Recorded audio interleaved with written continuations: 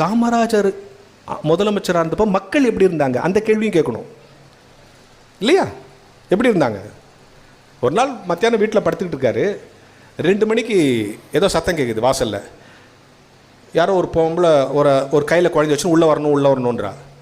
காமராஜர் என்னன்றாரு. அந்த செக்யூரிட்டி விட மாட்டேங்கிறான். என்ன விஷயம், உள்ளே அனுப்பு.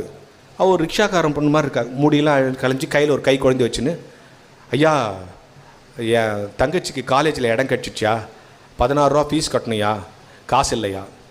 ஒன்று இந்த பிஏ சொல்கிறான், பொய் சொல்லுது. அதை பார்த்தாலே ரிக்ஷாக்காரன் ஒய்ஃப் மாதிரி இருக்குது. இவன் தங்கச்சி போய் எங்கன்னா காலேஜில் இடம் கிடச்சிருக்குமா, பொய் சொல்லுது, கொடுக்காதீங்கன்றான். காமராஜர் ஹே எனக்கு தெரியும் கொடுத்து விடுன்ட்டு 16 ரூபா கொடுத்துட்டாங்க, போயிடுச்சு.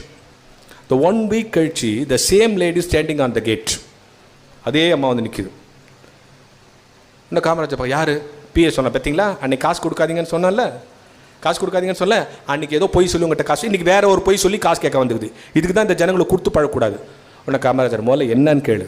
என்னம்மா, ஐயா போன வாரம் வந்தேன் இல்லையா, தங்கச்சிக்கு காலேஜில் இடம் கேட்டுச்சின்னு கேட்டீங்க, 16 ரூபா ஃபீஸு, நீங்கள் 16 ரூபா கொடுத்தேன் இல்லையா, காலேஜுக்கு போனால் 14 ரூபா தான் என் ஃபீஸு, 2 ரூபாயை திருப்பி கொடுத்துட்டு போகலான்னு வந்தேன்னு சொல்லிச்சான்.